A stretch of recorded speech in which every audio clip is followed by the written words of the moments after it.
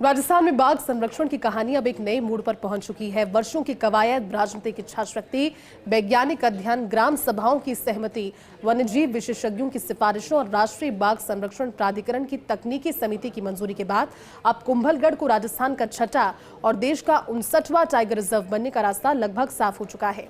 अधिसूचना जारी होते ही अरावली पर्वतमाला का ये विशाल वन क्षेत्र देश के बाघ मानचित्र पर औपचारिक रूप से दर्ज हो जाएगा। देखिए फर्स्ट इंडिया की खास रिपोर्ट।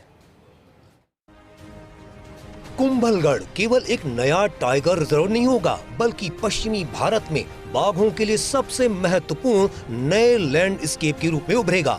दरअसल राजस्थान में रणथंभौर, सरिस्का, मुकुंदरा, रामगढ़ विषधारी और धौलपुर करौली टाइगर रिजर्व पहले से मौजूद हैं, लेकिन इनमें से अधिकांश पूर्वी राजस्थान में स्थित हैं। वहीं वन्यजीव वैज्ञानिक लंबे समय से मानते रहे हैं कि अरावली क्षेत्र में भी एक मजबूत टाइगर लैंडस्केप विकसित होना चाहिए ताकि बाघ संरक्षण का भौगोलिक विस्तार हो सके।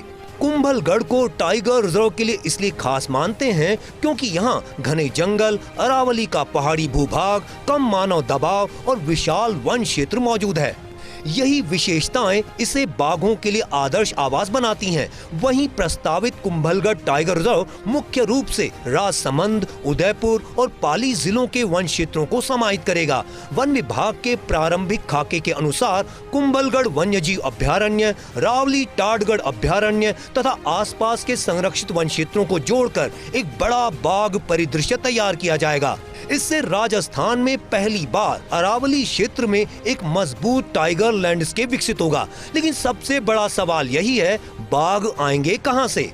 दरअसल कुंभलगढ़ में वर्तमान में स्थायी बाघ आबादी नहीं है, इसलिए यहाँ बाघों का पुनर्वास किया जाएगा। रणथंभौर और सरिस्का टाइगर रिजर्व से युवा और स्वस्थ नर मादा बाघों को चरणबद्ध तरीके से स्थानांतरित किया जाएगा। पहले चरण में प्रे बेस मजबूत किया जाएगा, मानव गतिविधियों का मूल्यांकन होगा और निगरानी तंत्र स्थापित किया जाएगा। इसके बाद रेडियो कॉलर युक्त बाघ छोड़े जाएंगे।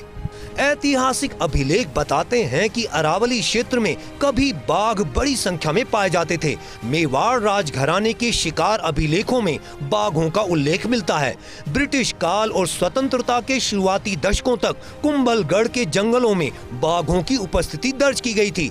अत्यधिक शिकार, वन कटाई और मानव दबाव के कारण धीरे धीरे बाघ यहाँ से समाप्त हो गए। अब लगभग आधी सदी बाद बाघों की वापसी की तैयारी हो रही है।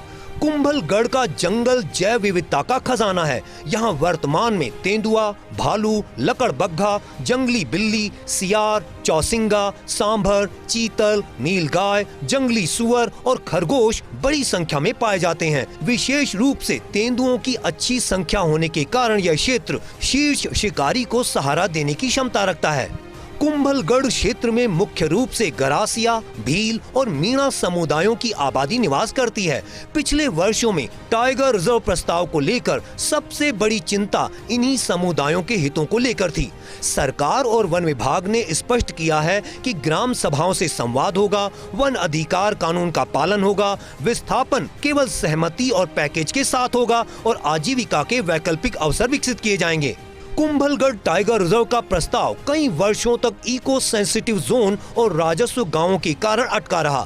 वन विभाग, राज्य सरकार और केंद्र सरकार के बीच लंबे विमर्श के बाद समाधान निकाला गया। यही कारण है कि वर्षों से लंबित प्रस्ताव अब मंजूरी तक पहुंच पाया। कुंभलगढ़ को टाइगर रिजर्व बनाने की मांग दशकों पुरानी थी। रणथंभौर और सरिस्का के अनुभव बताते हैं कि टाइगर रिजर्व स्थानीय अर्थव्यवस्था को बदल सकते हैं।